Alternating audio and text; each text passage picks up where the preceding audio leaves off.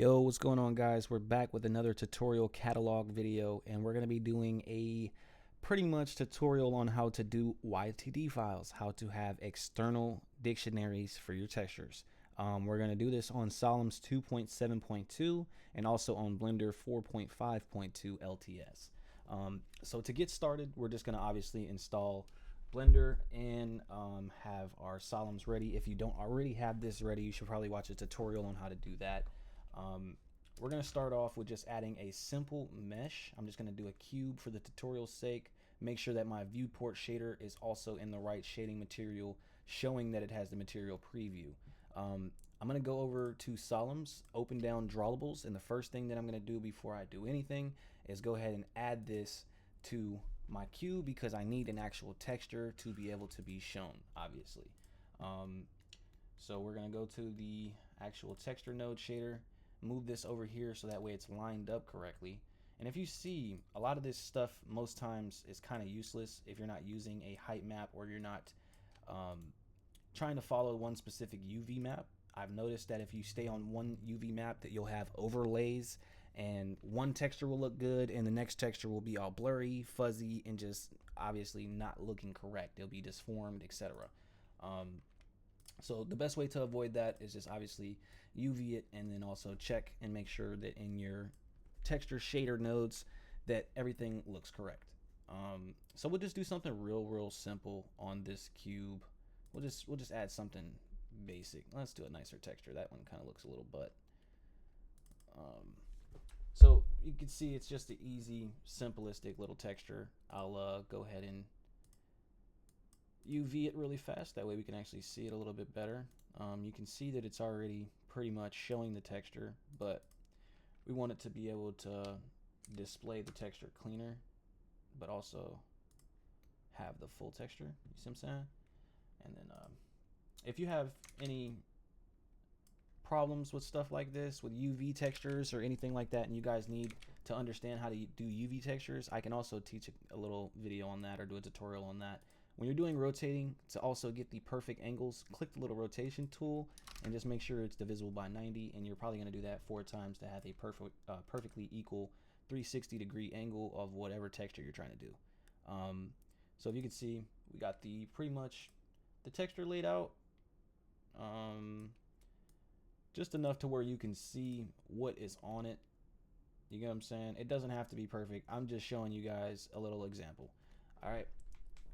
So what's the first thing I'm going to do is, obviously, if you're embedding a texture, you would go down to Solums properties and you would specifically only embed that one texture you want to use. Since we're not using a normal map, I'm going to delete this normal map stuff because I don't need it. I don't have a normal map implemented, so therefore it's just streaming nothing.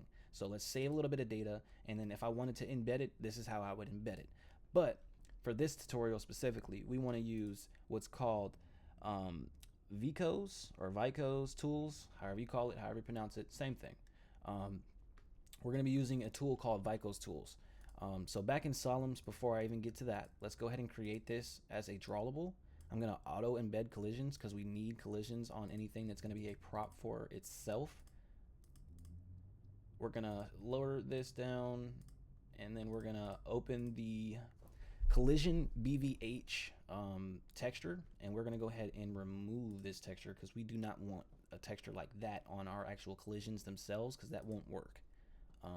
So we'll go to the collision tabs, we'll go to create collision material, and I'm just going to use a simple one, but please go through these textures of the collision materials because these will be the ones that give your collision or prop or whatever you're trying to use the sound it needs. And what do I mean by sound? An interaction sound. If I shoot it, run into it with a car, a player interacts with it, this is what's going to be pretty much giving you the sounds.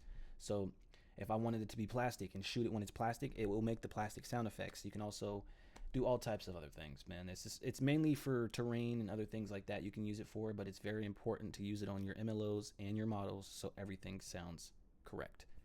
For this one, we're going to go with concrete. And then I'm going to drop down my flag tab. I'm going to go over the model BVH and apply the general default. I'm going to hide this real quick because I don't need to see it at the moment.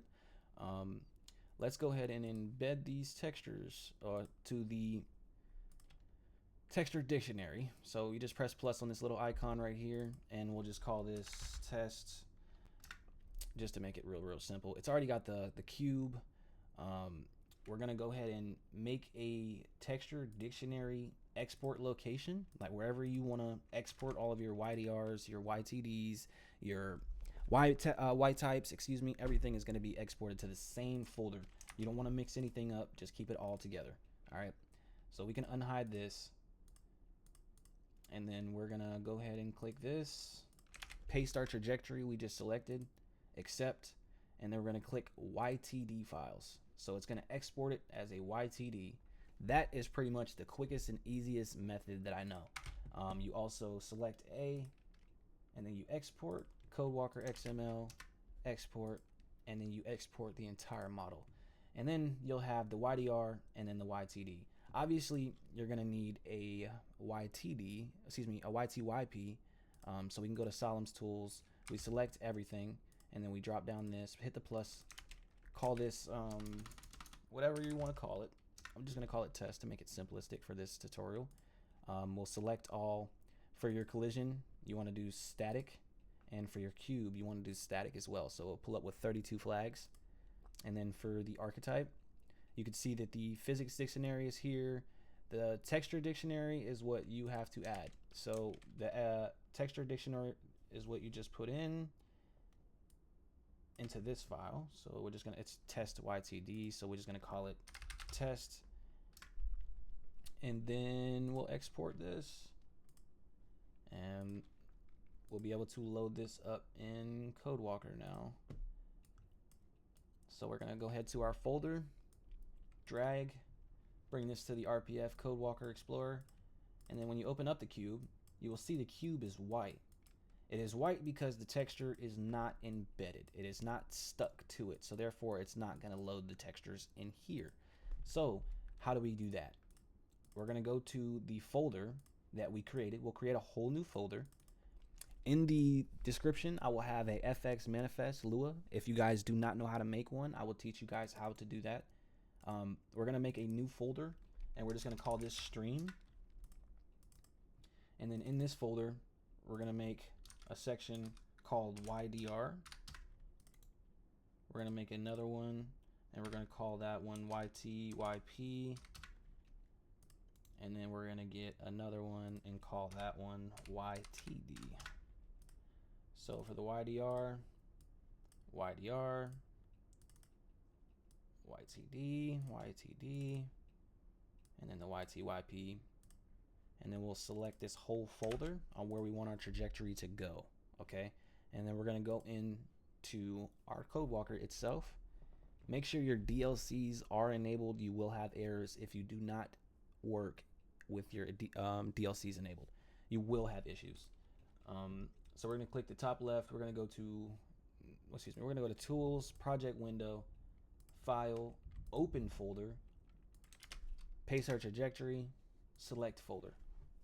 Real simple, real easy. You can see our YTYP's here, our YDR's here, and our YTD is here. So we know that the archetype's name is cube. You could do that by selecting your YTYP, dropping it down, and seeing the archetype. You can see what your archetype name was if you so happen to forget.